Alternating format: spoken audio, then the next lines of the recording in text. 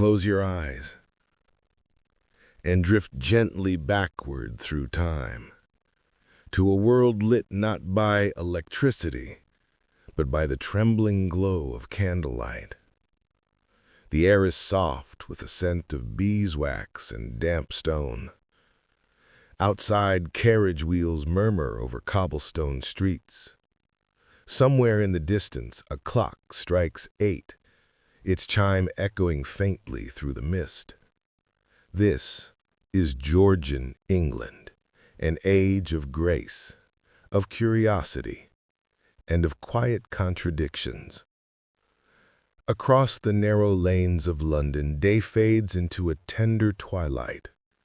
Curtains are drawn in tall townhouses. Behind frosted windows, silhouettes move. Powdered wigs, flowing gowns, the faint flutter of fans. Laughter hums behind the glass, warm and fragile as a flame in still air. In Mayfair, gentlemen bow with polished ease, their boots gleaming beside fires of crackling oak. Ladies smile behind painted masks of poise, their eyes alive with stories that etiquette cannot tell. It is a world that worships perfection, the delicate curve of a teacup, the measured tone of a greeting, the graceful knot of a cravat. Every gesture is performance, every glance rehearsed, every word chosen like a petal placed in a garden. But beneath that polished beauty, hearts beat restlessly. The world is changing.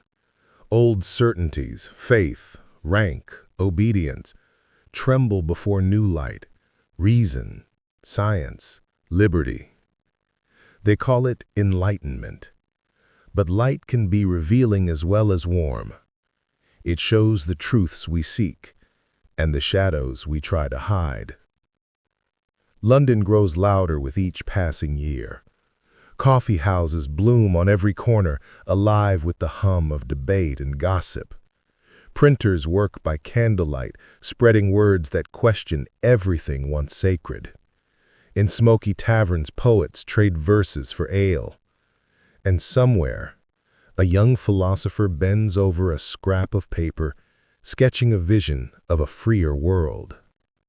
The city is alive, brilliant, impatient, and just a little fevered. Yet beyond its noise, England remains still. Fields roll gently beneath the pale dawn. Country estates sleep in the mist, their windows glowing softly with the light of quiet wealth. In dining halls of silver and lace, the gentry speak of harvests and inheritance, their words calm, their smiles practiced. But even here, whispers of change travel with the wind. No place is untouched. The Georgian spirit loves display. Clothing is language, silk, lace, and powder, masking not modesty but emotion. A smile can hide envy, a bow can veil rebellion, and behind every polite conversation is the yearning to breathe freely, to speak honestly, to live without disguise. Among those yearning hearts are the souls history will call the Libertines. Their rebellion is quiet, not born of war or anger, but of curiosity. They do not wish to destroy order, only to feel alive within it. They believe that to think, to question, to experience is the truest form of freedom. Picture one such figure, standing alone beneath the moonlit portico of a grand London house. His coat shimmers with embroidery, but his eyes are drawn upward to the stars. He listens to the heartbeat of the city, the clip of hooves, the song from a distant tavern, the faint melody of a violin through an open window. And in that moment, he feels that life must mean something more than grace and reputation. He belongs to an age that loves appearances but fears emotion, where reputation is everything and a single rumor can shatter it. Yet still these dreamers lean toward danger. They read forbidden books. They write daring verses. They whisper of freedom as though it were an art form. When the city finally sleeps, past midnight, when the last carriage has gone and the lamps flicker low, they gather in hidden salons. There, in voices no louder than a sigh, they speak of reason, of love, of the human soul. They speak of stars and longing, of beauty and truth. In those hushed hours, a quiet revolution begins, not of swords, but of ideas. The world of Georgian elegance continues above them, still perfect, still shining. But now that elegance trembles with meaning. Painters begin to paint not faces, but feelings. Poets write not to flatter, but to reveal. Even the architecture breathes, its columns and domes holding the calm strength of a world learning to dream in daylight. Yet every dream casts a shadow. For every chandelier in Mayfair, there is a dim alley in the East End. Luxury balanced on struggle, grace built on hardship. The beauty of the century rests on uncertain ground. Still they believe in perfection, gardens carved in symmetry, silver polished until it mirrors the soul they wish to display. But the Libertines, they find beauty in imperfection, in the crooked rose, the uneven laugh, the tear that glimmers before it falls. As dawn approaches, the last carriages roll away. Mist curls around the city, softening every edge. Somewhere a poet still writes, ink staining his fingers as he dreams of freedom. The Georgian age will fade, its silks replaced by smoke, its grace by machinery. But its heartbeat will remain, the yearning to live fully, to think deeply, to feel without shame. That will outlast every empire. So rest now, and imagine a single candle burning low on a London windowsill. Its light dances once, then steadies, illuminating a world both fragile and magnificent.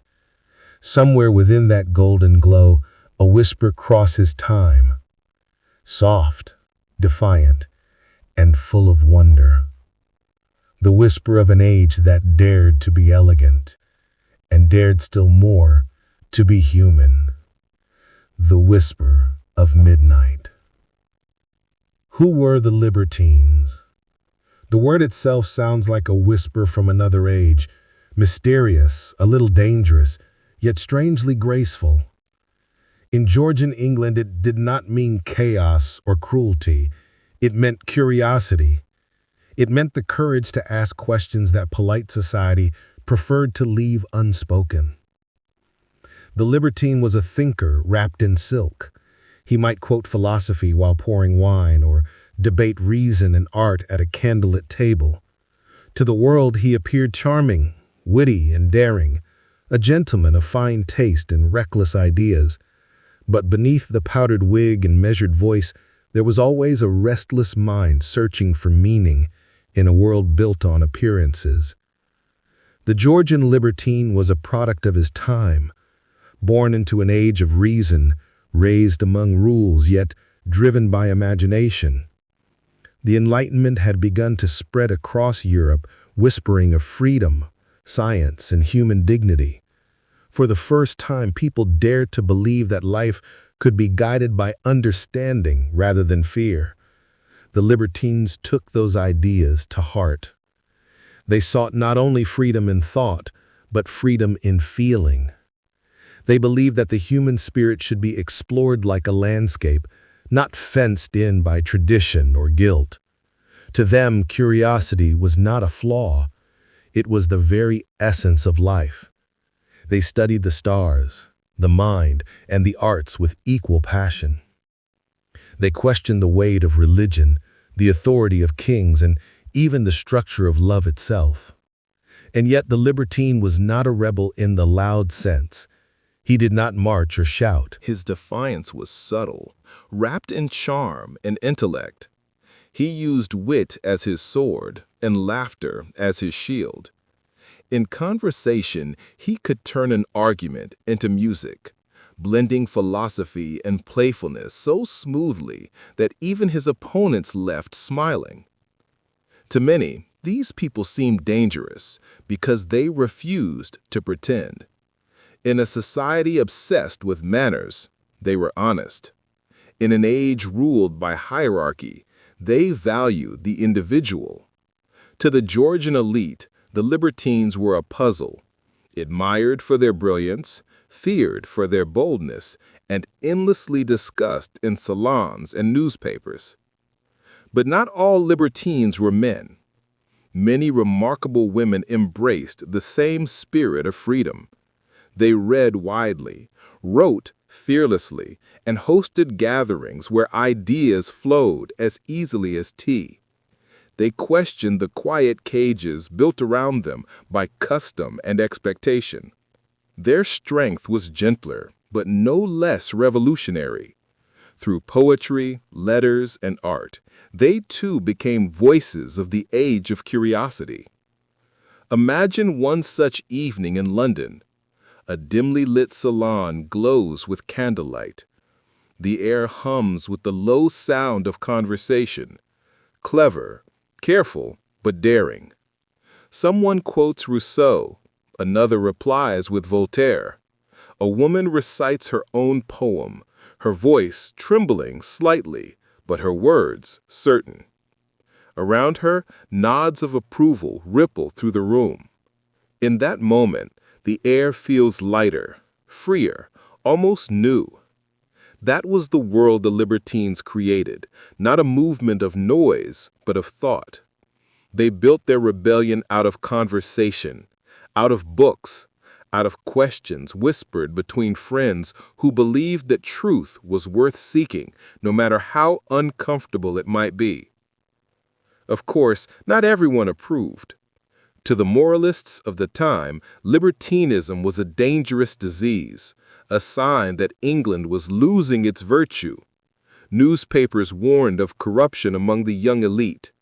Preachers condemned coffee houses and theaters as breeding grounds of moral decay. But the Libertines saw it differently.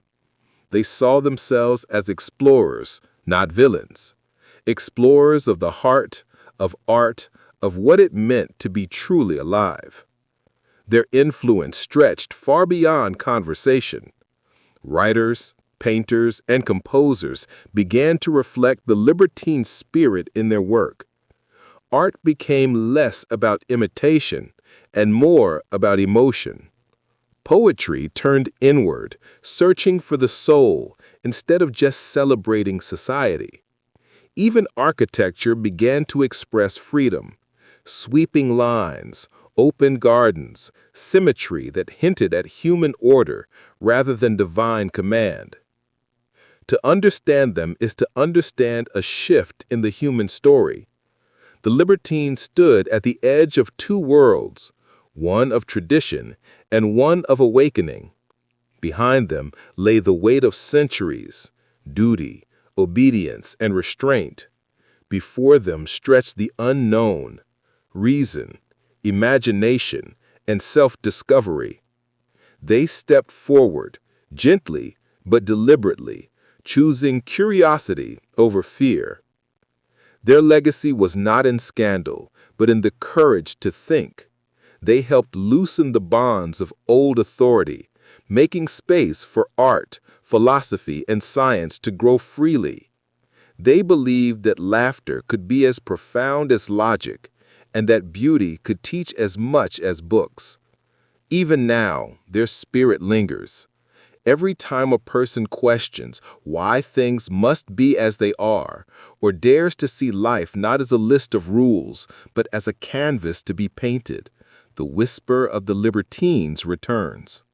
They remind us that reason without wonder grows cold, and freedom without kindness grows hollow. They remind us that to be human is to search, not just for comfort, but for truth. And as the night deepens, we can almost imagine their voices still floating through time, thoughtful, amused, unhurried. The world they lived in is gone, Its carriages turned to dust, and its chandeliers darkened long ago. But the questions they asked remain as alive as ever. Who are we when stripped of manners and masks? What is the measure of a life well lived? What is virtue, if not understanding? The Libertines may have been dreamers, but they were dreamers who changed the shape of thought. Their quiet rebellion became the heartbeat of a new world, and perhaps in some unseen way, we are all their descendants, searching, still, for light in the shadows of reason. So let the night hold you now, in the same soft stillness they once knew. The candles have burned low, the city sleeps beneath its veil of mist, and the whispers of the Libertines drift gently across the centuries, calm, questioning, eternal. The night settles over London like a velvet cloak, soft and heavy. The last glow of sunset fades beyond the river, and the city exhales as though releasing the weight of another busy day. Candles flicker behind 1,000 windows, their light trembling gently against the gathering mist. From the dome of St. Paul's to the narrow lanes of Covent Garden, the restless hum of daylight quiets, and the heartbeat of midnight begins to rise. Carriages roll slowly down the cobblestone streets, their wheels whispering between rows of tall, silent houses. The horses snort, their breath curling into clouds of silver in the cool air. A watchman calls the hour, his voice distant, his lantern swinging like a small star in the fog. Somewhere, a violin sighs through an open window, a melody tender and brief, dissolving into the night before it can finish its song. This is the hour the Libertines love most, a world half awake, half dreaming. By day, London belongs to formality and rule, to powdered wigs and carefully measured words. But when night comes, the walls between people grow thin, the voices grow softer, the laughter freer, and for a few precious hours, the city feels almost honest. In the golden glow of a tavern hearth, a young poet leans close to an aging philosopher. Between them sit 2 empty cups, a folded pamphlet, and a verse half finished in ink. They speak not of politics or propriety, but of the quiet mysteries of life, of beauty, of time, of what it means simply to feel. Around them, the fire pops gently, casting amber sparks across the walls blackened by years of smoke. Their voices murmur and overlap, woven with laughter and long pauses, as though thought itself were taking a breath. Outside, the city hums in secret rhythm. Street sellers pack away their carts, their last calls echoing faintly down the lanes. A beggar hums a hymn under a church archway, his voice trembling yet sure. The smell of roasted chestnuts mixes with the faint scent of rain, and the whole city seems to move to one slow, content beat. A lullaby for those still awake. For the Libertines, this is not merely a city to live in, it is an invitation. Here, among the shadows and the gaslight, they feel free. Free from etiquette, from performance, from the stiff decorum of the daytime world. They walk the bridges at midnight, watching the moonlight dance on the Thames. They whisper ideas too daring for polite conversation, and they believe, truly believe, that truth, like the moon, shines brightest in the dark. In the coffee houses of Covent Garden, the air is thick with warmth and scent of roasted beans. Smoke curls lazily above the chatter of clever voices. Pamphlets, letters, and sketches clutter every wooden table. Men argue gently over philosophy. Women read their poems aloud, their words delicate yet strong. At one table, someone quotes Montesquieu. Another replies with Locke. A woman in blue silk smiles and adds her own thought, quietly brilliant and truer than either expected. For a fleeting moment, the boundaries of class and gender dissolve, and what remains is the simple, radiant joy of thinking freely. And yet, not all of London's night is soft. Beyond the circles of light lie narrow alleys, where footsteps echo and silence lingers. The river docks hold their own secrets, the scent of tar and tide, the sound of rope creaking in the dark. Here, poverty and wealth stand side by side, two verses of the same melancholy song. But even in these dim places, life stirs. Someone hums, someone dreams. And above every roof, from mansion to garret, the same stars burn quietly, watching over them all. It is this mixture of grace and hardship that fascinates the libertine mind.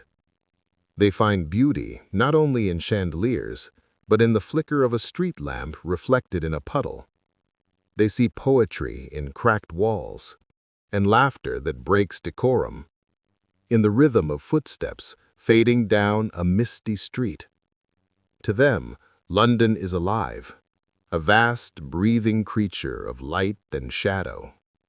Its moods mirror their own, elegant, restless, flawed, and wonderfully human.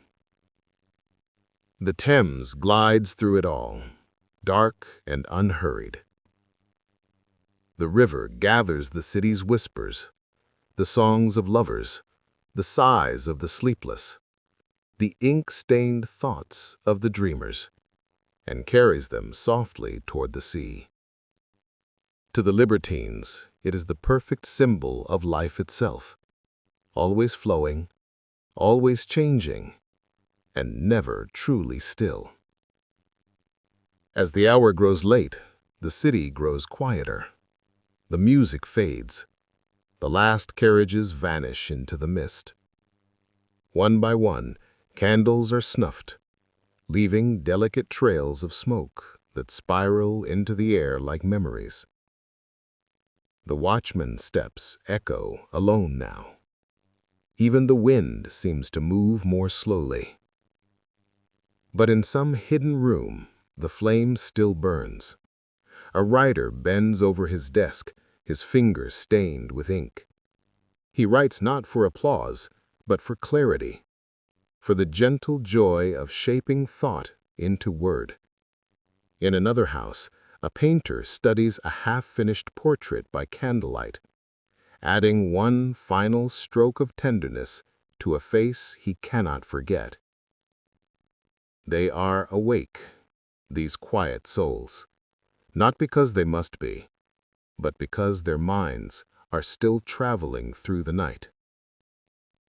This is the real London of the Georgian age, not only its parlors and palaces, but its sleepless heart, a city of dreamers and thinkers, of the curious and the kind, of those who find meaning in the in-between hours, a city that whispers to anyone who listens long enough, there is beauty even in silence. When dawn finally comes, it arrives shyly. The light creeps over rooftops, turning the mist to silver. The watchman lowers his lantern. The carriages stir once more, and London exhales again, ready for another day of elegance and restraint. Yet, for those who wandered the bridges, who spoke their truths beneath the stars, something has quietly changed. They have glimpsed the soul of their city, and in it they have seen themselves. As they return to their homes, their steps gentle upon marble and wood, they carry that soft sound with them, the heartbeat of midnight London. A sound that will echo in the poetry, the philosophy, and the dreams of centuries to come. For even when the candles fade, the whispers remain. The whispers of thinkers, of lovers, of those who sought meaning in the in-between hours. The whispers that remind us that even in darkness, the mind can shine. And so, the Libertines walk on, through the silver fog, guided by the tender song of the city that never truly sleeps, the eternal hush of the Georgian night. The world was changing, slowly, quietly, but deeply. By the middle of the 18th century, the air of England seemed charged with a new kind of electricity, not of storms or tempests, but of ideas. Everywhere, people were beginning to question the invisible chains that had guided their lives for centuries. Faith was being rethought, authority was being weighed, and reason, gentle, steady reason, was beginning to glow like a lantern in the dark. They called it the Enlightenment, and to the Libertines, it was not just a movement, it was a promise. It began in whispers, in salons and coffee houses where thinkers met to exchange thoughts as freely as coins. Philosophers spoke of logic and liberty, of human dignity and the right to question. Books crossed borders, carrying with them the voices of Voltaire, Rousseau, and Montesquieu. For the first time, ordinary minds were being invited to wonder. Why must things be this way? Why must we obey without thought? What does it mean to be truly free? In Georgian England, these questions took root in fertile soil. The country was growing wealthier, its cities larger, its middle class stronger. Education was spreading. Newspapers carried essays that reached parlors and study rooms far from London. The printing press became the quiet engine of change, turning thought into something that could be held, shared, and treasured. The Libertines drank deeply from this stream of new ideas. They admired reason, but they also knew its limits. They believed that logic could guide, but never replace the beating of the human heart. They wanted to live fully, not just to understand the world, but to feel it, to taste it, to question it with every breath. Their rebellion was not a loud one. They did not seek to tear down kingdoms or start wars. Instead, they rebelled in quieter, more dangerous ways. By thinking differently, by laughing at sacred customs, by daring to say aloud what others only thought in secret. To walk through a London salon in those years was to walk through a storm of ideas disguised as conversation. One man might speak of astronomy, of stars that proved the universe was far greater than the church had taught. Another would mention the philosopher Locke, who claimed that every mind was born as a blank page, not bound by birth or blood. And perhaps a woman, seated with calm confidence beside them, would raise her teacup and add softly, "Then what, gentlemen, is truly divine, if not thought itself?" The room would fall silent, then fill again with thoughtful murmurs. That was how revolutions began in the Age of Elegance, not with swords, but with sentences. The Libertines believed that human experience, not inherited doctrine, should guide one's path. They saw beauty not as a moral danger, but as a reflection of nature's truth. They believed that the soul could be nourished through art, conversation, and curiosity. And though their words sometimes drew scorn from the devout or the conservative, their influence grew quietly, like roots beneath the soil. In drawing rooms, gentlemen, once proud of their ancestry, began to speak of intellect instead. In quiet libraries, women read essays on philosophy, once meant only for men. Children grew up seeing books not as ornaments, but as invitations. An invisible tide was rising, washing away the fear that had long kept thought confined. It is easy now, centuries later, to forget how brave such questions were. To challenge old certainties in the 1700s was to risk more than reputation. It could mean exile, poverty, or ruin. But the Libertines, with their wit and their charm, found ways to dance through danger. They hid truth inside laughter, courage inside poetry. They learned to whisper their rebellion in a tone so graceful that few could call it defiance. Their salons became small kingdoms of free thought. No priest, no noble, no monarch could fully control what happened there. In those candlelit gatherings, ideas leapt like sparks, one mind igniting another. A poet's verse might stir a philosopher's argument. A scientist's discovery might inspire a painter's brush. Reason and art entwined, giving birth to a culture that valued both knowledge and beauty. This was the soil in which modern freedom began to grow. Not the political kind, but the inner kind, the quiet freedom of the mind, the liberty to ask why without fear, the courage to say, I think differently. And yet, for all their intellect, the Libertines never forgot the need for wonder. They believed that reason alone could never sustain the spirit, that to understand the world, one must also love it. So they balanced philosophy with poetry, logic with laughter, study with song. Their rebellion was not cold, it was alive, vibrant, deeply human. Sometimes, in the quiet of the night, one of them might stand by a window and look out over the sleeping city. The air would shimmer faintly with mist, and the river would glimmer like polished glass.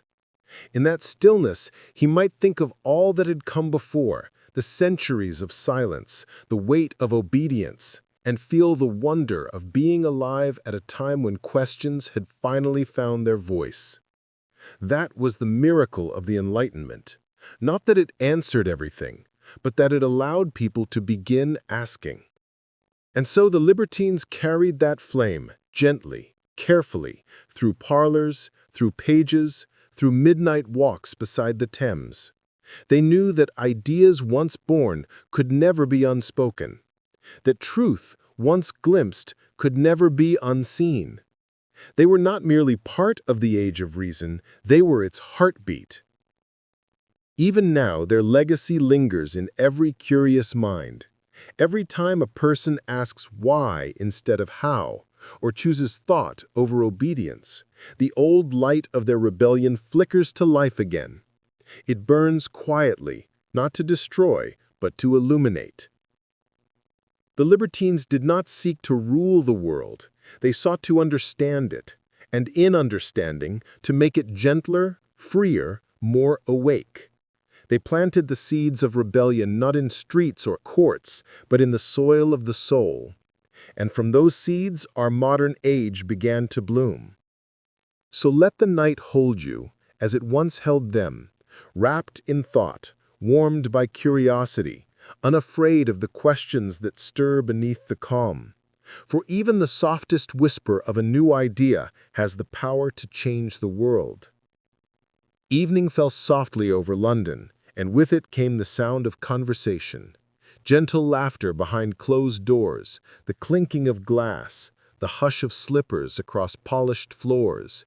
This was not noise, it was music, the music of minds at play. In Georgian England, conversation was more than talk. It was art, it was theater. It was a way to show intelligence, grace, and curiosity, to reveal one's heart without saying too much, and to win admiration without asking for it. The Libertines mastered it. For them, charm was not about flattery, it was about rhythm. The rhythm of words, of pauses, of glances exchanged between candles and shadows. In their salons, wit was as valuable as wealth, and words could dazzle more than diamonds. They believed that true intelligence lived in conversation, not in books alone. A single evening of dialogue, they said, could teach more about human nature than a lifetime of study. And so they gathered, poets, thinkers, travelers, and dreamers, to trade thoughts as others traded gold. There was no stiffness in these gatherings. No one spoke from behind a mask of authority. Even the most learned philosopher might sit cross-legged by the fire, speaking softly to a woman who had never attended a university, but whose mind glowed with curiosity. For them, knowledge belonged to anyone who dared to think. The libertine believed that charm was not in appearance, but in attention. To truly listen, to look into someone's eyes and make them feel seen, was a kind of power. They spoke with care, choosing each word like a painter choosing color, never rushing, never raising their voice. Even disagreement was graceful, a dance of ideas, not a duel of egos. The art of conversation in that age was a delicate balance between truth and play. A witty remark could both reveal and conceal. A clever story could teach without preaching. And through this gentle game of words, the libertines wove connections that crossed the rigid lines of class and custom. Picture a salon in London, perhaps in the year 1765. A chandelier glows above a polished table. The air smells faintly of wax and perfume. A dozen guests lean toward one another as a story is told, not shouted, but whispered with humor that draws the room close. Someone responds with a verse, another with a question. Laughter drifts like candlelight, soft and flickering. For them, conversation was not about proving who was right. It was about exploring how beautiful a thought could be when shared. They spoke to understand, not to win. It was said that a libertine's greatest weapon was the tongue, not for seduction, but for expression. They could take a simple idea and turn it into a melody. They could make their audience feel as if every word was meant for them alone. That was their true magic, not arrogance, but presence. Some of them kept small notebooks beside their beds, not to record secrets, but sentences. A clever line, a curious idea, a phrase overheard in the street. Words were treasures, and they collected them the way others collected coins. In that world, silence too had meaning. A pause could invite thought. A smile could answer a question. To speak well, one had to know when not to speak. And so the libertines moved through conversation as if through music, rising, falling, resting, and beginning again. Their gatherings often lasted long into the night. Sometimes the topics turned to politics, philosophy, or love, always approached with a kind of gentle daring. Nothing was too sacred to question, yet nothing was mocked for its depth. It was this balance, the ability to laugh without cruelty, to question without arrogance, that made their company irresistible. Even those who disapproved of libertine values could not deny the allure of their presence. They had a way of making people feel alive, as if for a moment the ordinary world had lifted and the air itself was sparkling with ideas. Many Georgian women found in these circles a kind of freedom unknown in the rigid social halls of the day. In the salon, a sharp mind was valued more than a perfect dress. A clever turn of phrase could earn as much admiration as beauty itself. For a few precious hours, intellect was equal to charm. And the libertines listened, truly listened. When a woman spoke, they leaned forward, not out of politeness, but out of genuine interest. They knew that brilliance often hid behind quiet voices, that curiosity, not confidence, was the true measure of intelligence. In their presence, conversation became a bridge between souls, crossing age, gender, and status. A merchant might debate with a duke, a poet might tease a politician, a young woman might quote a philosopher, and all would be met with laughter and applause. This art of dialogue shaped the very soul of Georgian society. It softened manners, broadened minds, and taught people that elegance was not only in appearance, but in thought. It helped turn England from a nation of listeners into a nation of speakers, ready to share, to argue, to imagine. As the hour grew late, the candles would burn lower, their flames bending toward the end of the night. Yet the room would stay warm with talk. Sometimes, as dawn began to glow beyond the windows, someone would whisper, "Listen, the birds are awake before we are." And the guests would laugh softly, finishing their last cups of wine or tea. No one left such evenings unchanged. They carried home fragments of conversation like delicate gifts, a clever phrase, a new idea, a question to dream about. And in the quiet of their rooms, those thoughts would linger, like the echo of distant music. This, too, was rebellion, not with swords or speeches, but with words that kindled the mind. The Libertines believed that the world could be transformed not just by laws, but by language. That to speak beautifully was to live beautifully. That a conversation held in kindness and curiosity could be as powerful as any revolution. And in their soft, unhurried voices, they changed something deep within society. They taught that intellect was not a burden, but a joy. That charm was not manipulation, but empathy. And that to truly connect with another human being, through words, through laughter, through shared thought, was one of life's quietest miracles. So, if you listen closely, perhaps you can still hear them, those long-ago voices beneath the hum of modern life. In every thoughtful exchange, in every kind question, in every moment when two minds meet gently in understanding. That, after all, was their true legacy, the art of conversation, whispered softly through time. Morning light spills over the cobblestones of London. The air is cool, carrying the scent of damp stone and roasting beans. Somewhere, a bell tolls the hour, and a wooden sign creaks softly above a doorway. Beneath it, a small crowd begins to gather, merchants, poets, students, and strangers, drawn not by luxury, but by warmth and conversation. This was the coffee house, the beating heart of Georgian thought, a place where words mattered more than wealth, and ideas were served hotter than the drink itself. London's coffee houses were unlike anything the world had seen before. They were simple rooms, wooden tables, benches polished by use, a few candles flickering in the haze. But inside them, the air buzzed with a kind of magic, the freedom to speak, to question, to dream.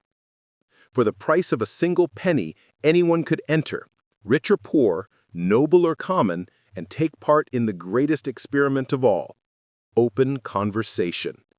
It was here that the libertine spirit found its public voice. Here, behind the steam and chatter, the boundaries of class and convention began to soften.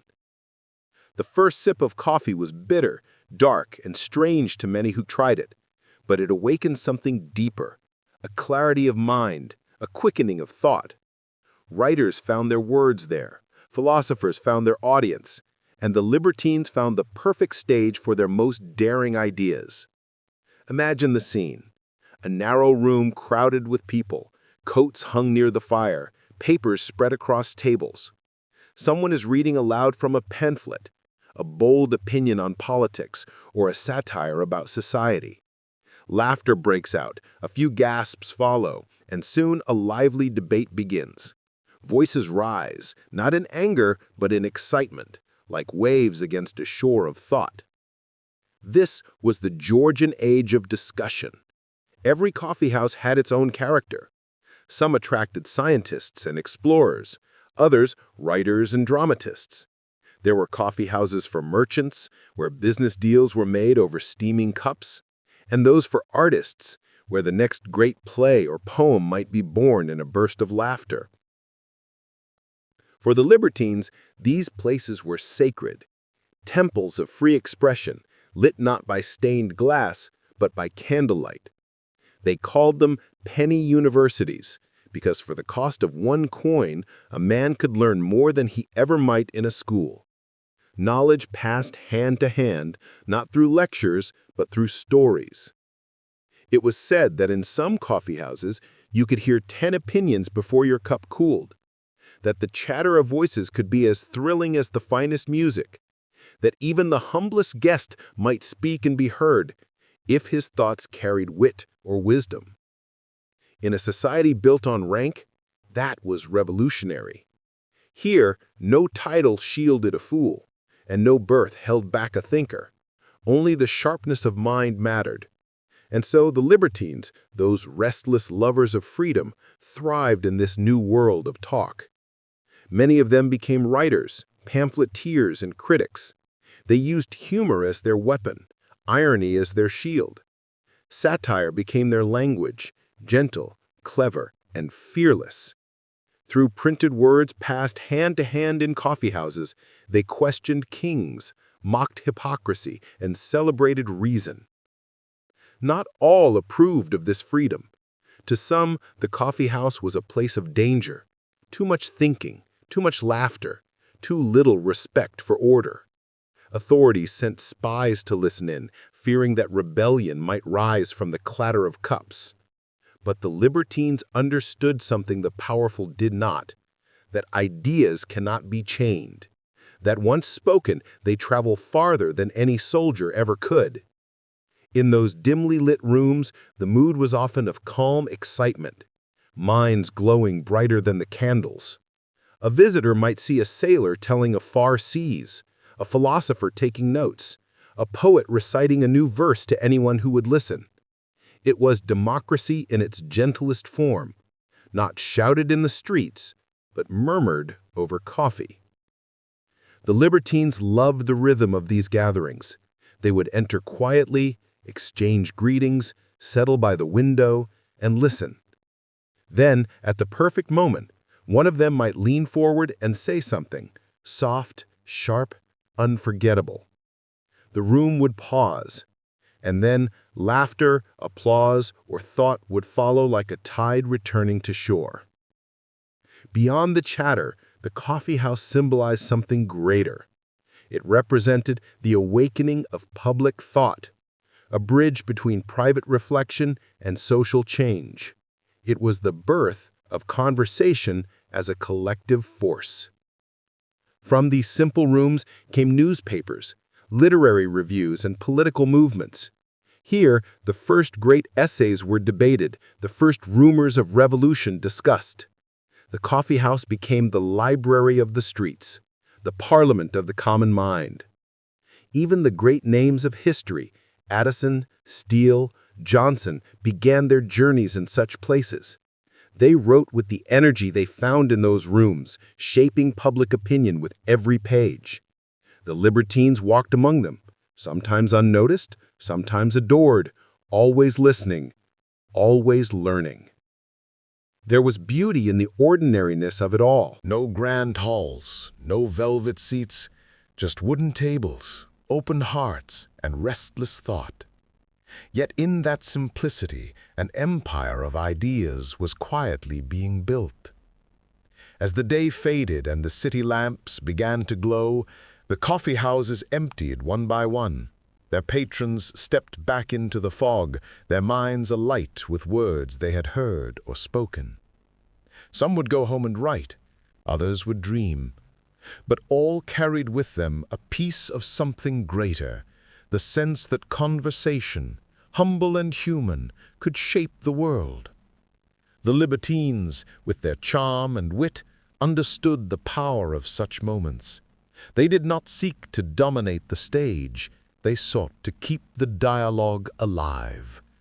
For them, every exchange was a spark, every thought a step toward a freer age. And in that soft glow of candles and voices, the spirit of liberty was kept alive, not through rebellion or noise, but through talk, laughter, and the gentle sharing of ideas that would one day transform a nation. So as the last coffee cools and the room falls silent, imagine the whispers lingering in the air, fragments of thought floating upward like smoke, drifting into history. That is where freedom truly began, not in battlefields or thrones, but in the hum of a coffee house, where one curious soul turned to another and asked quietly, "What if we thought differently?" In the stillness of a Georgian gallery, time seems to pause. The faint scent of oil and varnish hangs in the air.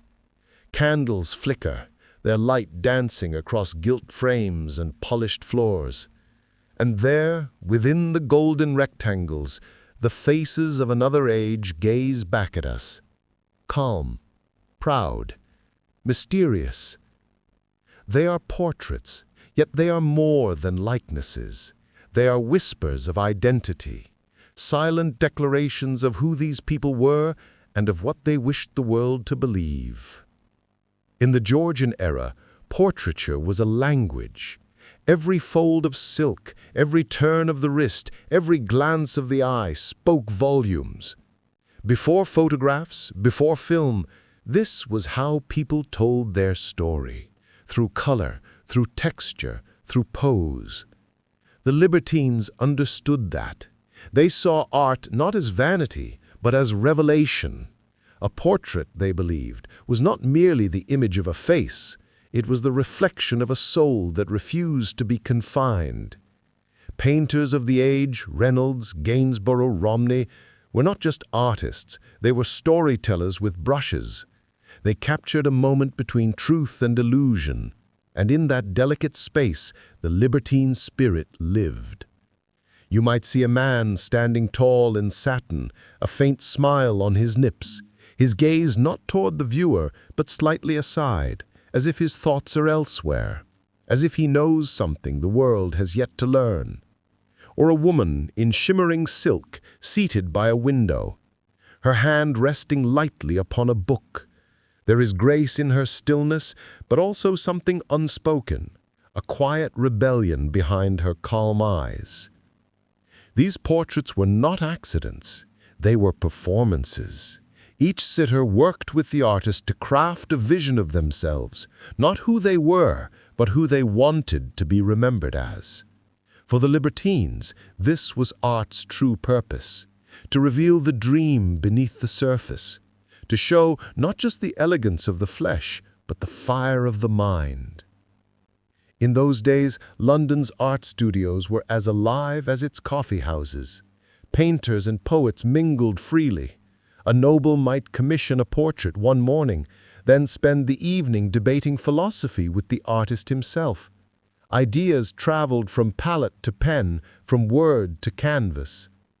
It was said that a painter could sense a person's soul in the way they held their hands or how long they met his gaze. To paint a libertine was a special challenge, for their faces were full of contradictions, gentle yet daring, calm yet restless, beautiful yet questioning. The libertine did not wish to be painted as a saint or a conqueror. They wanted truth, softened by grace. They wanted to be remembered as thinkers, as people who lived freely within their own skin. Some artists captured that spirit with subtle brilliance. A loosened ribbon, a half smile, a book left open on a table, tiny symbols that hinted at independence, curiosity, and thought. In these quiet details, we glimpse the early shadows of modern self-expression. It was also a time when portraits began to breathe more naturally. The stiffness of earlier centuries was fading. Painters began to favor soft light, gentle textures, and settings that suggested warmth rather than formality. The Libertine spirit encouraged that shift. They wanted art to feel alive, to mirror not just appearances, but emotions. And behind each portrait, there was often a friendship, sometimes even a silent understanding between artist and subject. The painter offered not judgment, but empathy. In return, the sitter offered trust, the willingness to be seen as they truly were. This intimacy gave Georgian portraiture its special glow, a sense that behind every powdered face there beats a heart quietly aware of its time and place in history. Beyond the galleries, these portraits became mirrors for society itself. They hung in grand houses, watched over parlors and staircases, and silently influenced the way people thought about themselves. For the Libertines, who cherished beauty and freedom in equal measure, a painting was not just decoration, it was philosophy in color. They saw art as a way to explore human nature, to ask, in image form, the same questions they asked in words. Who am I? What defines me? And what remains when the performance ends? The artists, too, absorbed these questions. Some became quiet rebels in their own right, challenging the limits of style and subject. They painted not only nobility, but thinkers, musicians, and ordinary citizens. They blurred the line between elegance and honesty. It was in this balance, between refinement and reality, that Georgian art reached its golden age. The Libertine touch could be felt in every brushstroke that dared to suggest individuality, in every portrait that looked less like a mask and more like a soul. And yet even the grandest paintings were surrounded by silence. When the guests departed and the candles were extinguished, the faces on the walls remained, eternal witnesses to a world in motion. Their eyes still meet ours across the centuries, calm, amused, intelligent. They seem to ask the same questions that once stirred their age. What is freedom? What is beauty? What does it mean to truly be seen?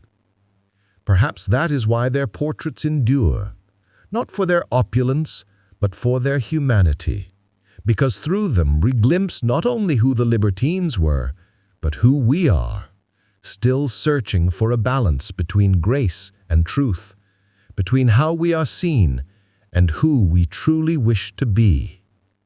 So as the night deepens and the gallery grows quiet, let the faces in the frames watch over your dreams. They're not ghosts, but echoes of courage.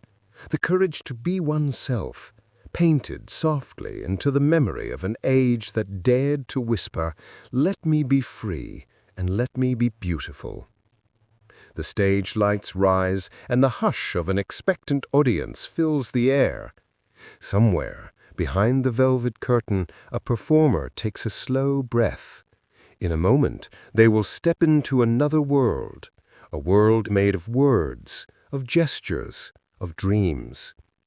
This was Georgian theatre, a mirror of society, a playground of wit, and, for the Libertines, a place where truth could hide behind beauty.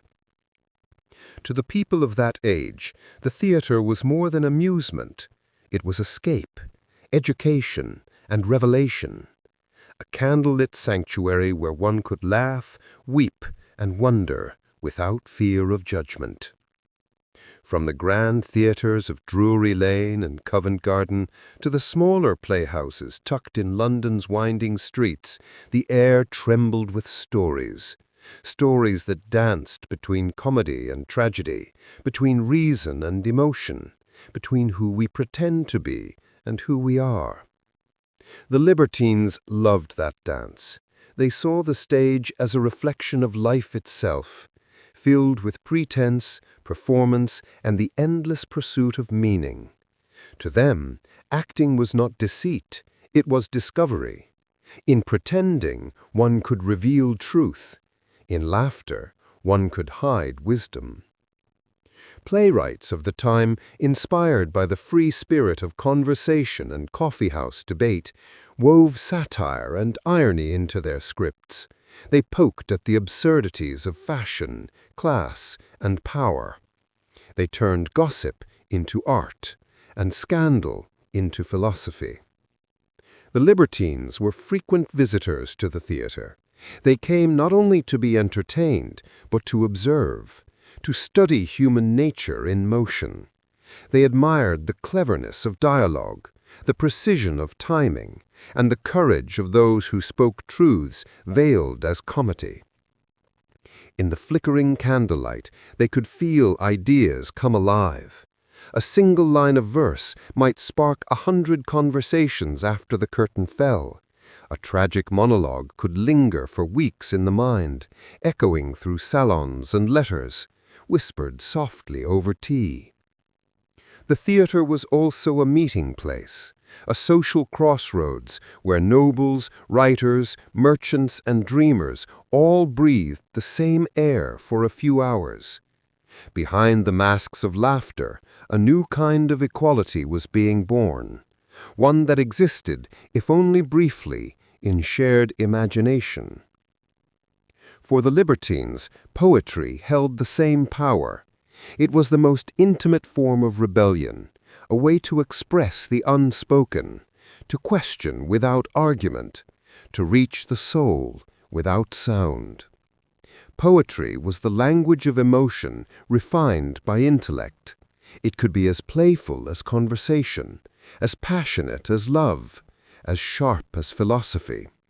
And in the quiet nights of Georgian England, poems were written by candlelight, folded into letters, and shared like secrets.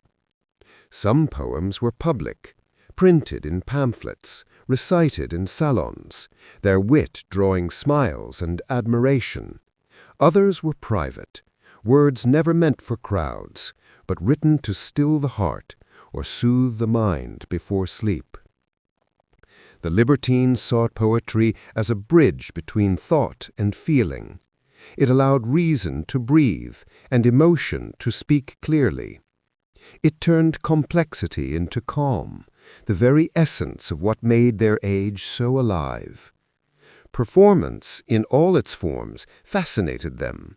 Whether on stage, in a drawing room, or within the subtleties of conversation, life itself seemed a kind of theatre. Every gesture, every word, every silence carried meaning. They observed it all, not to judge, but to understand.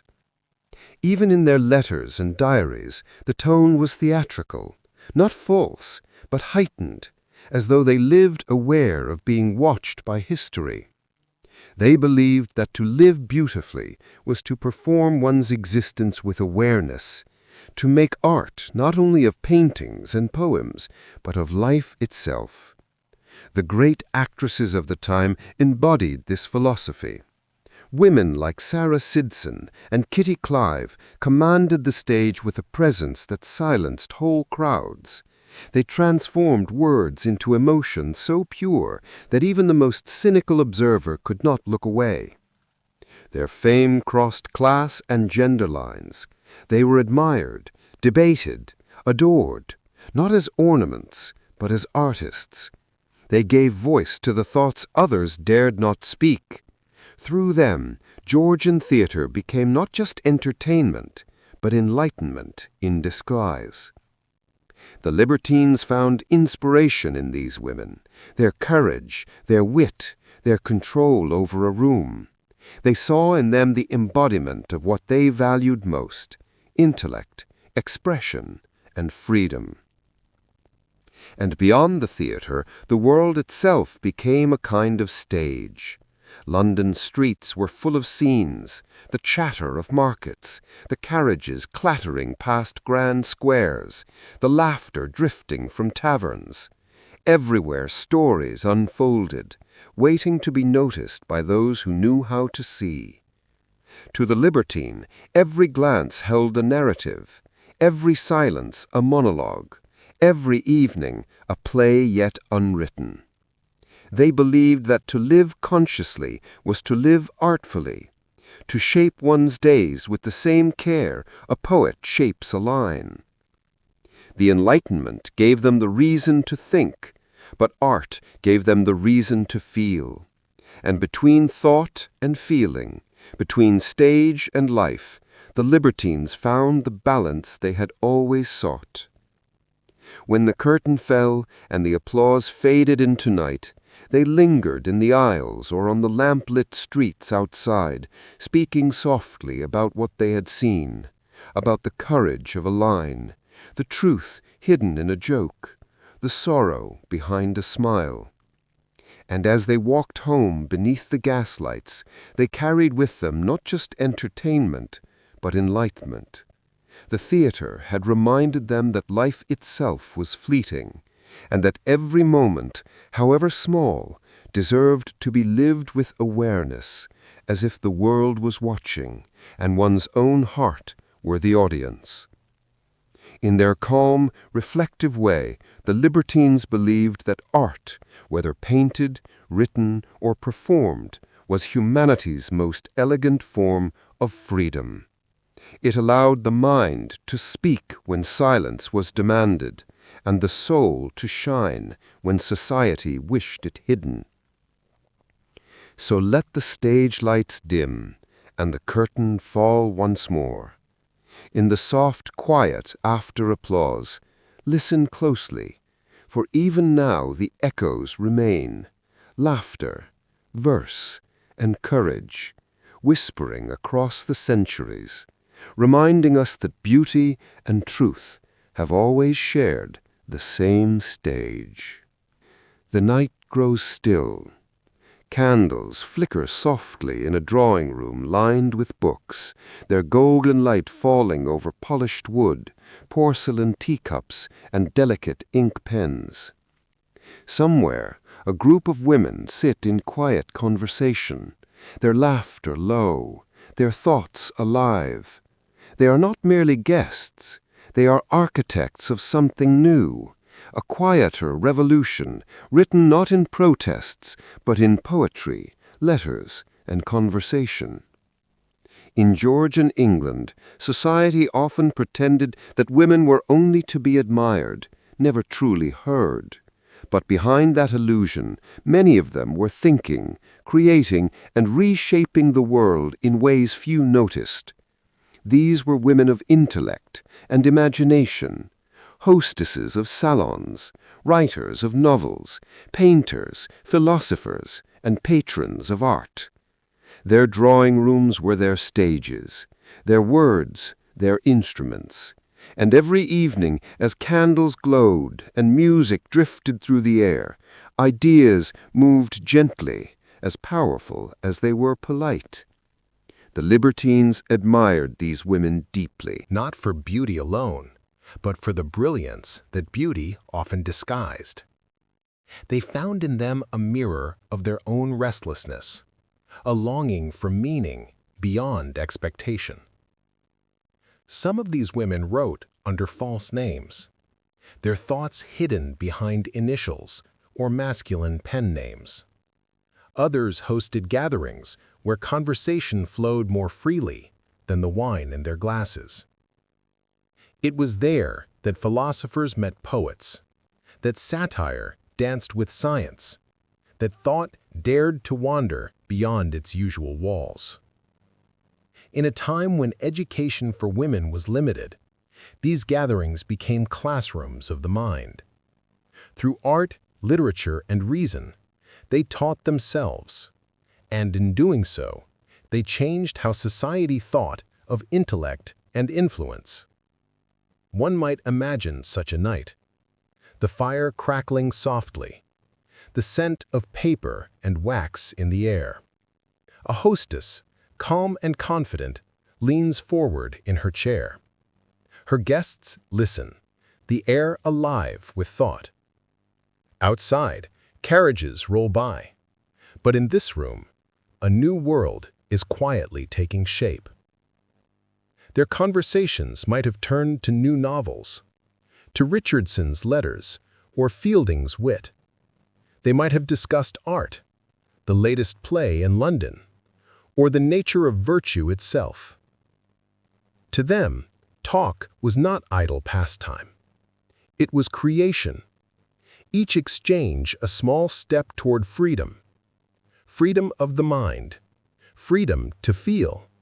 Freedom to be more than what the world expected. Some of these women wrote letters that survive even now. Letters that reveal thoughtfulness, courage, and humor. Their tone is calm but sharp. Their words careful yet fearless. Between the lines, you can sense a quiet defiance. Not loud, not angry, but certain. And yet, they were not rebels in the way history often imagines them. They wore the fashions of the age, silks, ribbons, and pearls. They hosted dinners and attended balls. They smiled when courtesy demanded it. But behind those smiles, their minds were alive with possibilities. They found ways to use elegance as armor, conversation as persuasion, and grace as resistance. For them, rebellion was not about shouting. It was about thinking deeply, and teaching others to do the same. Many became patrons of writers, painters, and composers. They understood that supporting art was a way of shaping the world, not through politics, but through imagination. And in that quiet work, they left behind a legacy as lasting as any law or war. Their influence reached the drawing rooms of London, the studios of artists, and the pages of novels that would define their age. Without them, the libertine spirit might have burned too brightly and too briefly. They gave it balance, turning chaos into culture and passion into refinement. It was often said that Georgian men ruled in public, but Georgian women ruled in private. And sometimes that private rule was far more powerful. Their salons became centers of connection. Writers found patrons. Thinkers found listeners. Dreamers found courage. And through it all, these women remained poised, their rebellion cloaked in civility. They changed minds by conversation, and hearts by example. There is something timeless in that kind of strength. It whispers rather than shouts. It teaches rather than argues. It endures rather than fade. Perhaps that is why we still remember them, not always by name, but by presence, the feeling they left in the air of their time. A feeling that ideas could belong to anyone, that wisdom could come wrapped in silk, that elegance and intellect were not opposites, but allies. In the quiet hours, as the candles burned low, some of them would sit alone by the fire, a book open in their hands, their thoughts wandering beyond their walls. They may have wondered what the future would think of them. Would their words be read? Would their gatherings be remembered? Would the freedom they dreamed of ever truly come? And though centuries have passed, the answer has softly echoed back, yes. Because every time we read their letters, every time we speak freely, or think without fear, we carry a trace of their courage. They taught the world that influence need not be loud, and that change can begin in the quietest of rooms. The Libertines might have spoken boldly, but these women taught them how to speak wisely. They balanced wit with warmth, intelligence with empathy, and in doing so, they changed what it meant to be powerful. And so, as the night deepens and the last candle flickers low, their whispers linger, gentle, graceful, and enduring, reminding us that true strength often hides behind gentleness, and that history's softest voices are sometimes its most lasting. The candles glow softly, their light trembling across polished mirrors and silk.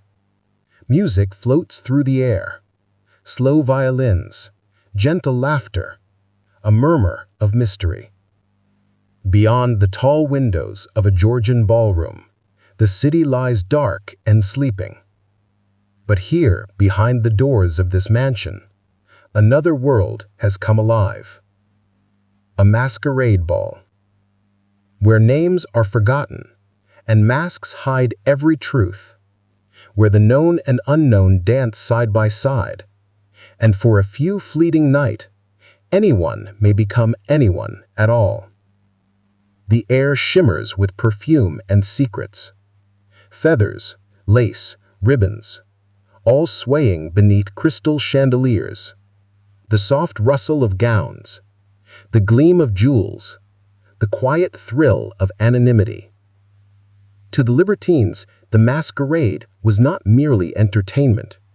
It was a philosophy, a mirror held to society's face, showing how much of life was already a kind of theater. In the Georgian world of manners and masks, everyone performed a role. A gentleman, a lady, a philosopher, a servant. But at the masquerade, those lines blurred. For a few hours, truth and illusion became one. Behind their masks, people spoke freely. They laughed without fear. They danced with strangers. And sometimes, for the first time, they were honest. Not about who they were, but about what they felt. The Libertines found beauty in that freedom. They saw the mask not as deception, but as liberation. To wear one was to shed another, the heavier mask worn every day in public life. Here, wit was unrestrained, a whispered compliment, a clever remark, a glance that said everything and nothing at once. The masquerade was a playground for thought as much as desire, a place where the imagination could wander unjudged. Writers and poets drew endless inspiration from these nights. In their verses, masks became symbols of identity, of the human wish to be both known and unseen.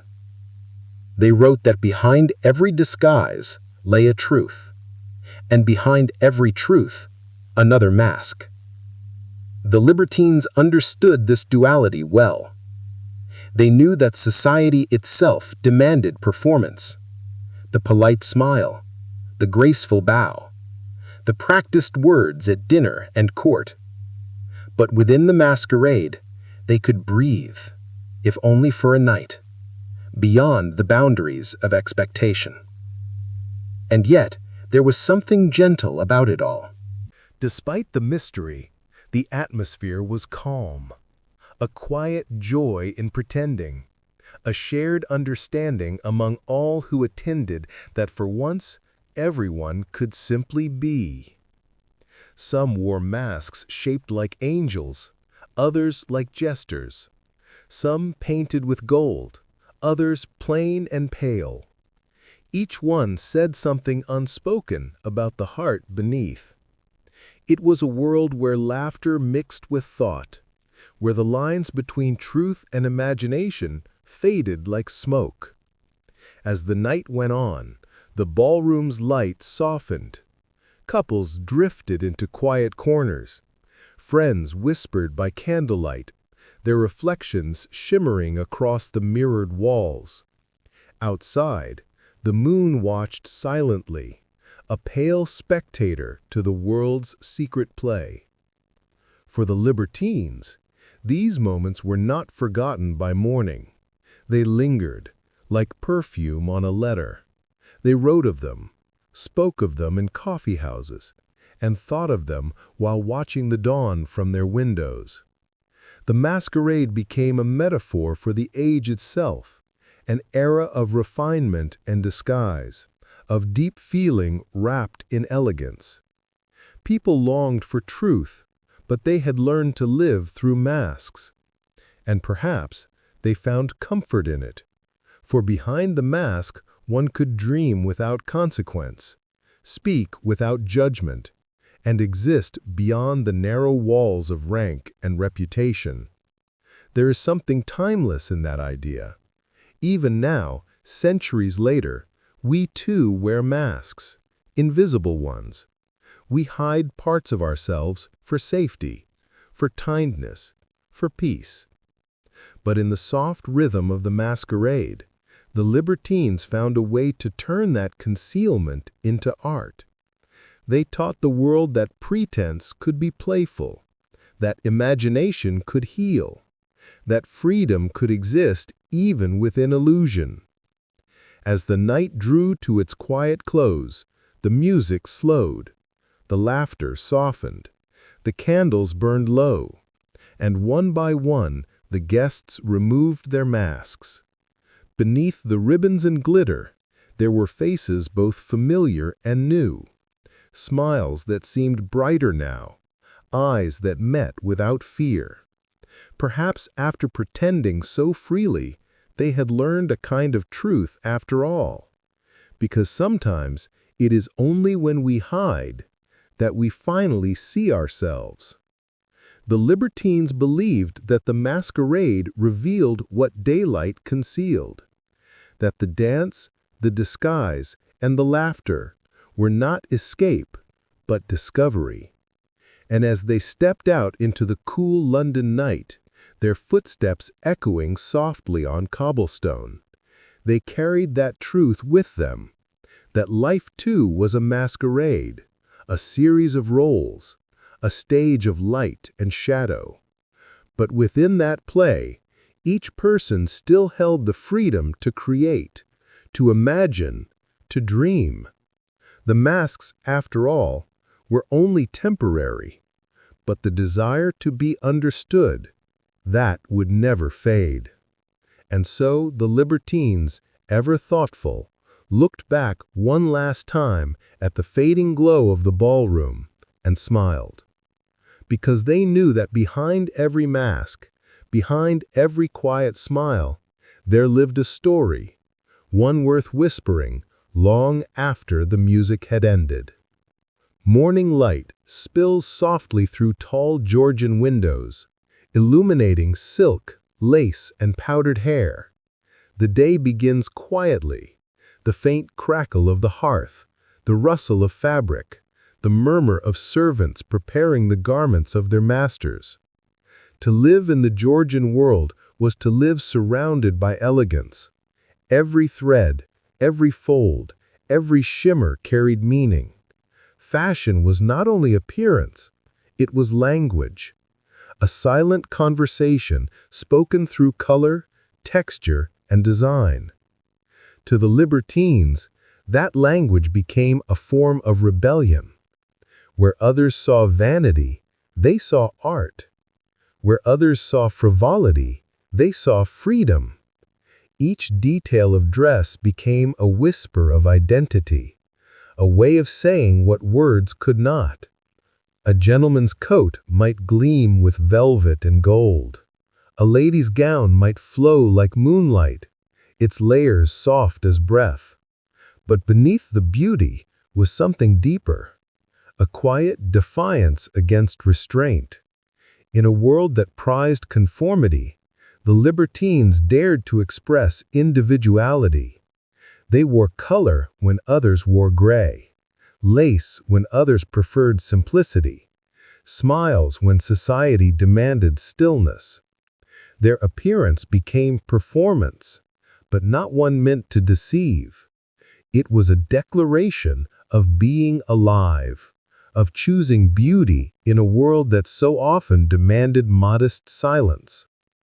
The streets of London were full of contrast. On one side, the workers in plain coats and aprons. On the other, the wealthy, gleaming like walking paintings. But fashion was not only for the rich, it was for the imaginative. Tailors and milliners became artists, turning needle and thread into expressions of spirit.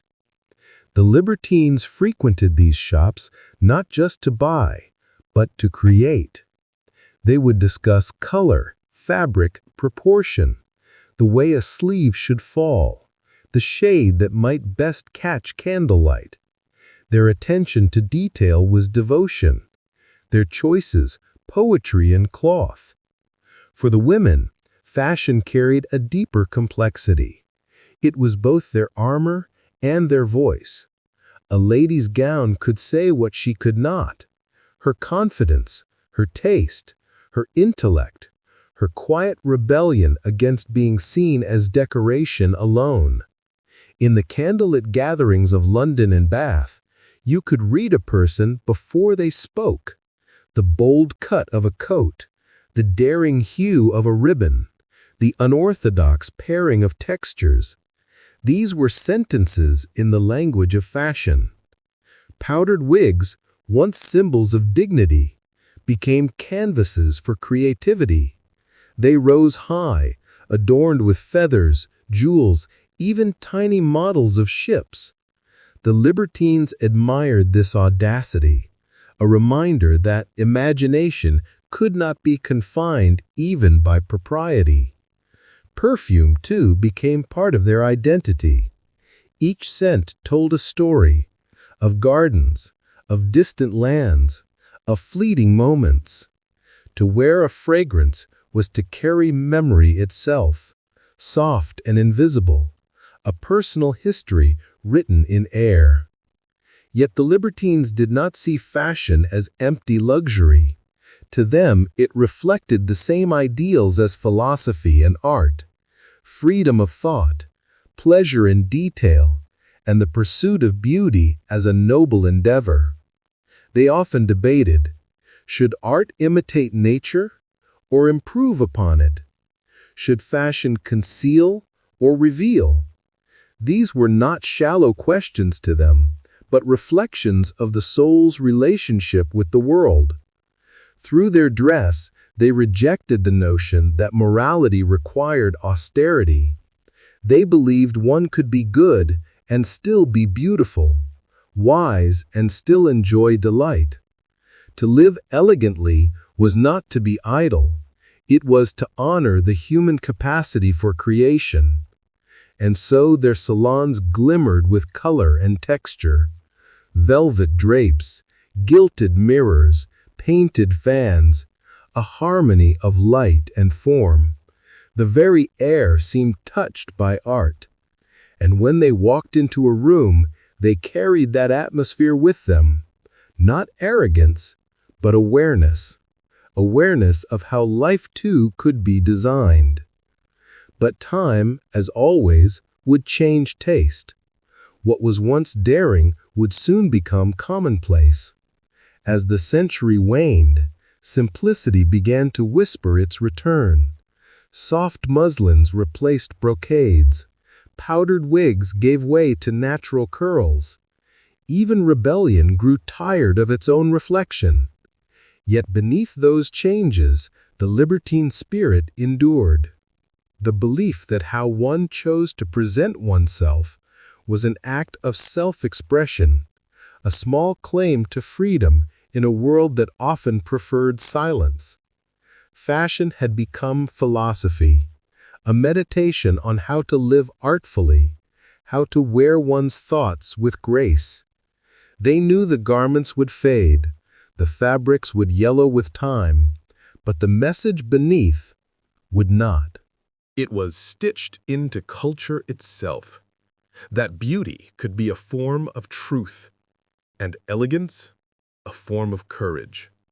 And even now, centuries later, we still echo that idea.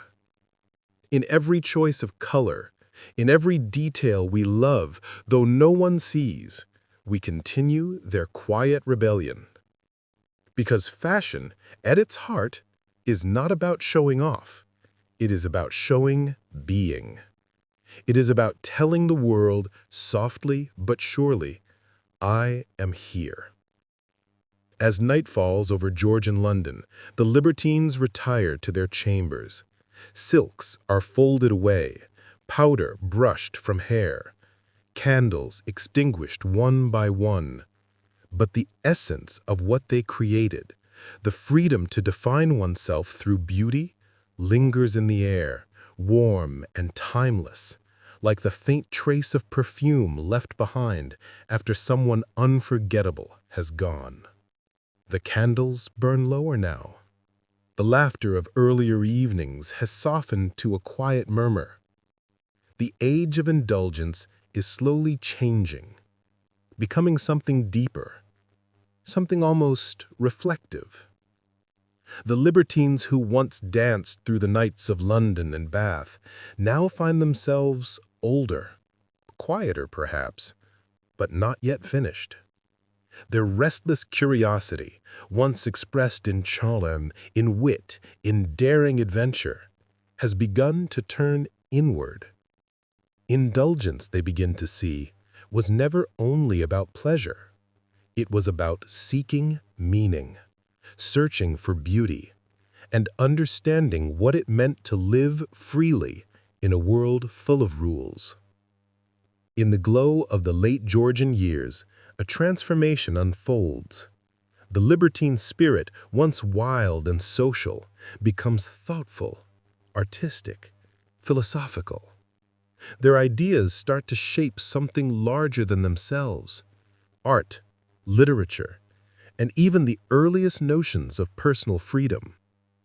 They begin to write more, letters that read like reflections, poems filled with memory, stories that blend truth and imagination. Their once impulsive energy finds calm in creation. In their paintings, the figures soften. The laughter of the salon gives way to portraits of thoughtfulness, men and women gazing into distance, eyes full of something quieter than passion, but no less powerful: understanding. The theaters still glow, but the plays change too. The satire becomes gentler, the humor more human. Writers explore not just society's flaws, but the heart's desires: love, regret, the longing to be remembered kindly. Even in their indulgence, the libertines begin to see consequence. The endless pursuit of novelty grows tiring, and beneath the laughter, a new question emerges: what endures? They start to notice beauty not just in the spectacular, but in the ordinary. The sound of rain on glass, the dim light of morning, the calm of reading by the fire. It is as if the age itself is taking a breath. Their gatherings remain elegant, but the talk now drifts toward philosophy, toward art that uplifts rather than shocks. They discuss purpose, not only pleasure.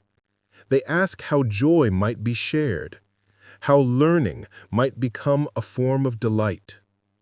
Some among them begin to support schools, museums, libraries. The money once spent on endless luxury finds its way into patronage of ideas. The libertine spirit, once mocked for excess, starts to look strangely noble. Because it was never only about indulgence. It was about curiosity, a hunger for experience, for everything life could offer. And now that hunger has matured into generosity. In the letters of the time, you can feel the change. Their tone is still elegant, but touched with gentleness, with the wisdom that comes from having lived fully and seen the cost of every dream. They write of friendship, of forgiveness, of the strange tenderness that comes with age. They write of how the pursuit of freedom taught them responsibility, that one cannot live for pleasure alone without learning the art of kindness. Their influence begins to ripple outward. Painters, poets, and composers of the next generation inherit their openness, their willingness to blur the lines between reason and emotion. The Romantic movement that soon sweeps across Europe owes much to these fading libertines, those who first dared to believe that feeling was not weakness, but wisdom. Even the moralists who once condemned them begin to adopt their ideas, speaking now of sincerity, of the beauty of truth. The Libertines' language of freedom has quietly reshaped the language of virtue. What began as indulgence ends as influence. Their laughter becomes philosophy. Their charm becomes art. Their private dreams become public inspiration. And though history may remember their scandals first, beneath it all was a foundation of courage. The courage to live openly, to feel deeply, to question softly but persistently, until change came not through revolt, but through refinement. They left behind not monuments or empires, but something subtler, a new kind of humanity, one that believed in the dignity of thought, the grace of emotion, and the sanctity of beauty. As the 18th century draws to a close, the world grows quieter. The industrial age is on the horizon, an era of machines, of progress, of harder edges. But in this twilight, before the gears begin to turn, there lingers the echo of the libertine spirit, soft, wistful, like the final notes of a sonata fading into silence.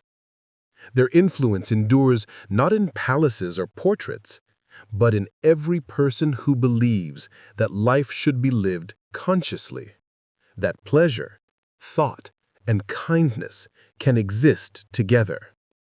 The Libertines had begun as wanderers of desire, but they end as wanderers of meaning. And in that transformation, they give the world a quiet gift, the belief that joy can be intelligent and beauty can be wise. So as the last candles of the Georgian salons burn low, their light falls across pages, across art, across hearts yet unborn. It whispers still that life, when lived fully and gently, can become its own masterpiece. The night grows quieter still. The glitter of the Georgian salons fades into candlelight, and in the distance a new voice begins to rise, not of laughter or music, but of correction. The Libertines had reshaped the spirit of an age, but change always invites its opposite. Where some saw beauty and freedom, others saw danger in its excess. And so began the slow, deliberate movement of those who called themselves moral reformers. They were scholars, clergymen, writers, and sometimes even former libertines themselves, grown weary of endless indulgence. To them, society had wandered too far from the path of modesty and reason. The freedom of the heart, they feared, would undo the discipline of the mind. In quiet studies lit by oil lamps, they wrote essays about virtue, pamphlets warning against temptation, and treatises on the decay of manners. They spoke of balance, of the need for restraint, and of the danger of too much feeling. The London coffee houses, once filled with laughter and debate, now echoed with moral discussion. What was liberty, they asked, if it led to vanity? What was pleasure if it forgot purpose? It was not anger that moved them, but concern, the sense that the world, in its pursuit of experience, was losing its moral compass. They did not hate the Libertines. In fact, they were often fascinated by them, the brilliance, the wit, the artistry. But they saw shadows in the glow. They saw hearts adrift, souls untethered. So, through sermons and essays, they tried to guide society back to virtue. The tone was gentle but firm. Words like decency and propriety began to return to conversation. Young people were reminded to seek moderation, to cherish humility. The moralists spoke of simplicity, of returning to the quiet dignity of honest work and honest affection. They dreamed of an England not of glittering salons and whispered intrigues, but of hearths and homes, of virtue made ordinary. And slowly, their ideas began to take hold. The same society that had once celebrated scandal now turned its gaze toward virtue. A new fashion appeared, not of silk and lace, but of sincerity. Letters grew more reserved. Portraits became plainer, their subjects dressed not for seduction, but for respect. But history rarely moves in a straight line. Even as reformers preached restraint, the memory of the Libertines lingered, not as shame, but as fascination. The more society tried to forget them, the more their stories shimmered in the corners of conversation. In drawing rooms and libraries, people spoke softly of the past age, of its daring, its charm, its humanity. The moral reformers might have tamed behavior, but they could not silence curiosity. Even in restraint, the echo of freedom remained. And perhaps, without meaning to, they gave the Libertines a kind of immortality. By opposing them, they preserved them. By condemning their ways, they made people remember them more vividly, as if the heart, once awakened to passion, cannot easily return to sleep. Still, the reformers did not fail. They helped to restore balance, to cool the fires that had burned too brightly. Their sermons calmed the spirit of the age, reminding people that even freedom needs gentleness to endure. They founded societies for moral improvement, opened schools that taught not just knowledge, but character. They spoke of virtue as grace, not punishment, of goodness as beauty, not obedience. And in this, they found a quiet harmony with the libertines they once opposed. For both, in their own ways, had been searching for truth, one through freedom, the other through discipline, one through desire, the other through discipline, and between them, the modern conscience was born. In the late Georgian years, as revolutions flared abroad and reform stirred at home, these voices of morality became the new guardians of public tone. They did not seek to destroy the past, but to give it meaning, to turn experience into lesson, and indulgence into wisdom. The salons faded, the sermons grew longer, the theaters filled with quieter plays, and the age of reason gave way to the age of reflection. Yet, beneath it all, a delicate balance endured, a whisper of freedom within the walls of restraint, because every reformer who preached simplicity had once known the allure of beauty. Every writer of virtue had once admired the art of the libertines. So the story did not end in conflict, but in coexistence. Freedom and morality, pleasure and principle began to weave together into the complex fabric of a new century. By the early 1800s, England was no longer the playful world of masquerades and salons. It had grown more serious, more industrious. But the lessons of the libertines and the reformers remained like twin threads, the heart and the mind forever bound together. And as the night deepens, one can almost hear both voices, the libertines' laughter and the reformers' quiet sigh, blending softly in the stillness of time, reminding us that every age, no matter how different, is always a conversation between freedom and restraint. The candles have burned low again. The the century turns its quiet page. And though the laughter of the salons has faded, its echo lingers, not in voices, but in art. The Libertines are gone now, their carriages vanished from the London streets, their letters sealed away in drawers of forgotten desks. But their spirit lives on, woven gently into the soul of a new generation, the artists, poets, and dreamers who see the world through the soft light of feeling. The reformers had tamed the age, but they had not erased its memory.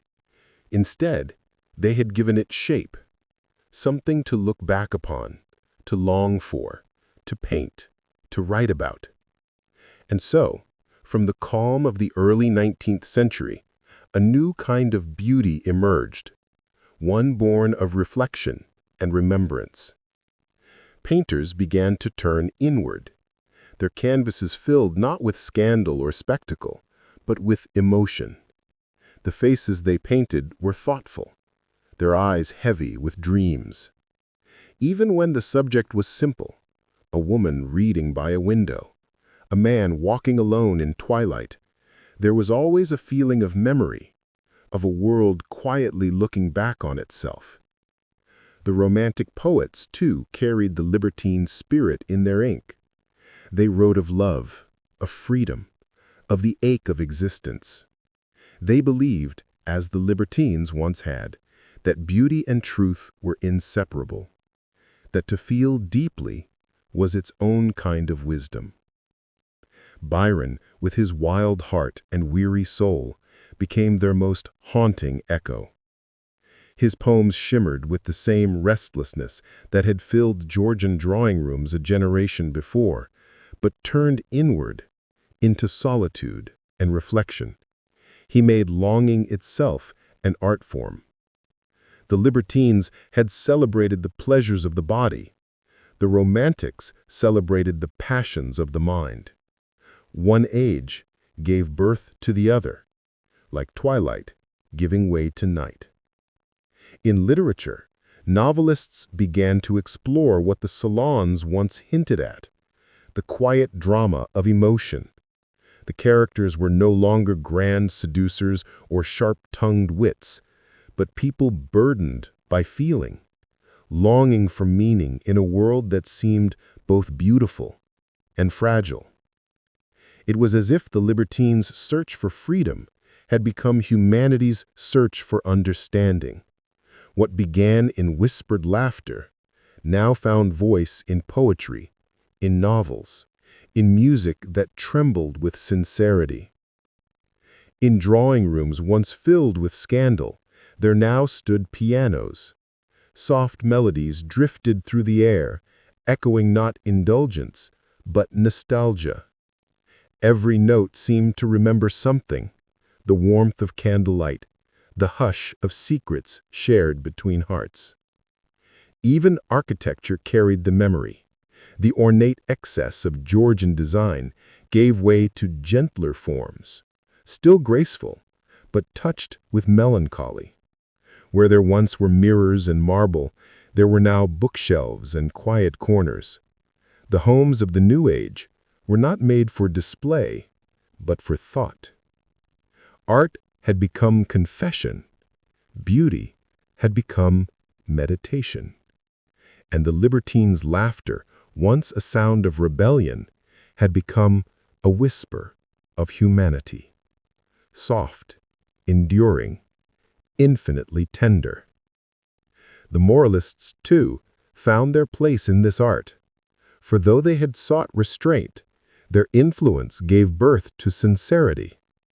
Artists learned to see virtue not as denial, but as depth. The balance between pleasure and purpose, once so fiercely debated, became the heartbeat of creation. Every painting, every line of verse, seemed to carry both echoes, the freedom to feel and the grace to understand. Museums began to fill with these quiet revolutions. People would stand in front of portraits and see not grandeur, but emotion. The eyes of the painted seemed alive, gentle, questioning. as if remembering something too delicate to name. And so, through art and literature, the Libertines lived on, transformed, softened, immortal. Their pursuit of beauty became art's eternal question. What does it mean to live fully, to love deeply, to be free, yet kind?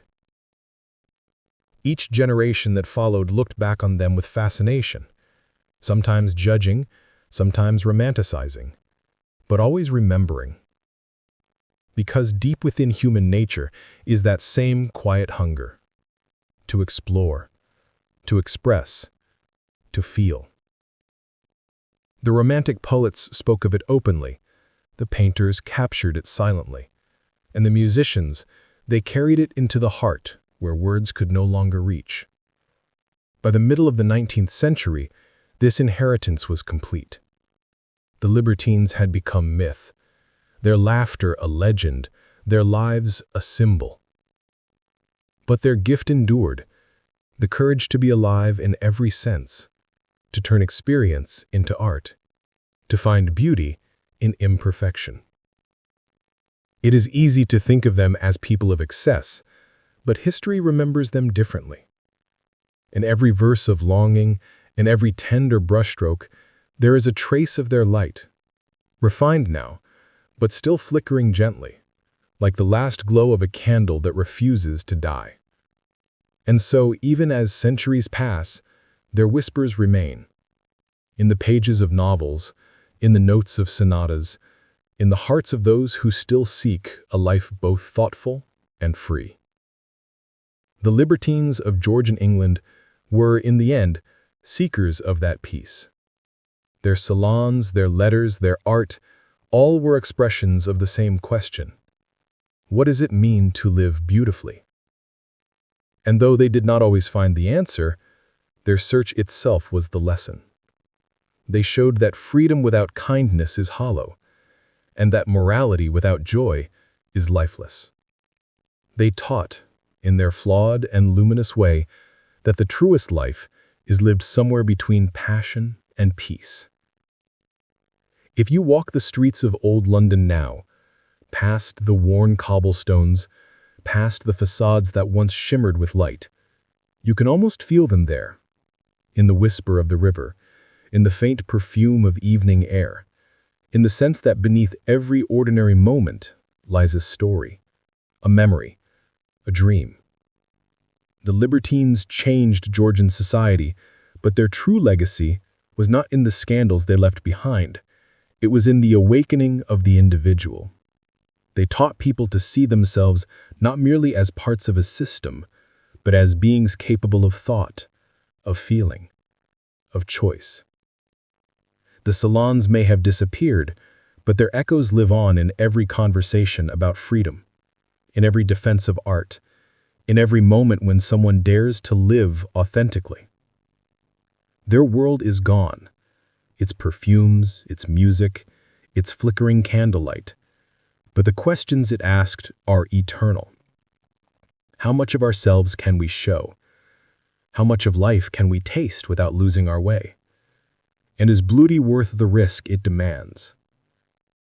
Perhaps that is why their story still soothes us, even centuries later, because it reminds us that history is human, that behind every name and every date was someone awake late at night, wondering, feeling, dreaming, just as we do.